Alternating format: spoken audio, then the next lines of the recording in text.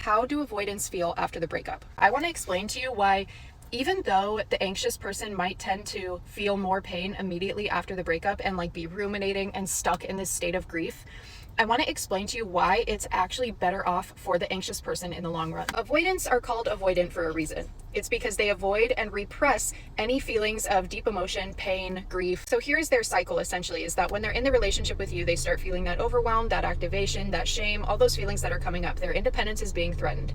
They are typically the ones who are going to instigate the breakup because they have gotten to a point where all those feelings have built up inside of them.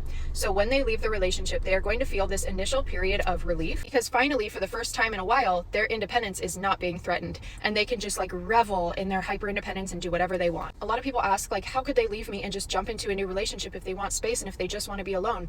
Well, you have to remember the nature of an avoidant is to avoid and repress. They do not want to feel any grief or pain from your relationship. So the perfect way to avoid and repress is to find new sources of dopamine so that they can not think about you. Because the avoidant is avoiding any grief or pain and they're not having to face anything from the relationship. When you try to reach out and talk about it, they won't respond. They don't want to talk about the relationship. They don't want to think about it. They want to completely avoid it because it's too painful, right? Because they did actually have feelings for you. That's why it's painful and that's why they're avoiding it. So they go through this period of relief. Now, during that period of relief for them is the worst period of time for the anxious person because the anxious person doesn't avoid or repress. The anxious person gets fixated, starts ruminating, starts overanalyzing, investigating, taking it personally, sitting in their grief, feeling their feelings. Now, the reason why this is actually better in the long run is because this is actually what you're supposed to do after a breakup. When you have a breakup, you are supposed to feel the pain from it.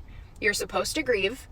You're supposed to go through all those shitty, fucking horrible feelings, right? That's how you actually get over someone. Now, an anxious person can fuck this up for themselves if they keep trying to get the avoidant back or if they like don't close the door on the avoidant and allow themselves to heal.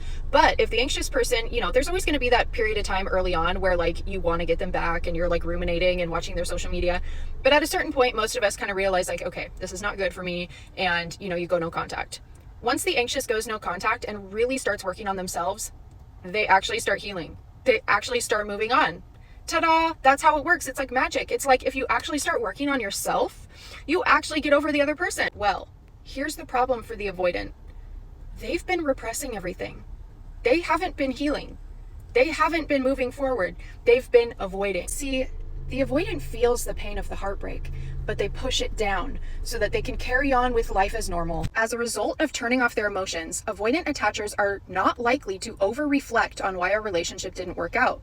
Yet, interestingly, this reaction means that avoidant attachers may struggle to move on from previous relationships as quickly as they could if they had dealt with their emotions head on. Furthermore, as children, avoidant attachers created a positive self-view as a defense mechanism for their negative environment. As adults, this confident opinion of themselves can inhibit the ability to reflect honestly on personal downfalls within a relationship. Therefore, an avoidant attacher's positive self-view can deprive them of the opportunity to grow in the aftermath of a relationship. Or breakup rather. Sorry, the record button was covering it up. This is why avoidant attachers have phantom exes. This is why avoidant attachers compare you to their exes. This is why avoidant attachers will tend to circle back around and try to come back after a very long period of no contact. Because they don't actually heal. They don't actually ever get over you. And what people don't understand, because people say all the time, oh, they hate me. They won't even respond to my messages. That's not what's happening. I promise you. They are activated and they don't want to talk about the relationship. They feel so overwhelmed. They are trying to repress the pain of breaking up with you. And so they don't want to talk about it. They're trying to avoid it. That's the thing. Seeing your face, hearing from you, anything that has to do with you is reminding them of the relationship. They don't want to think about it.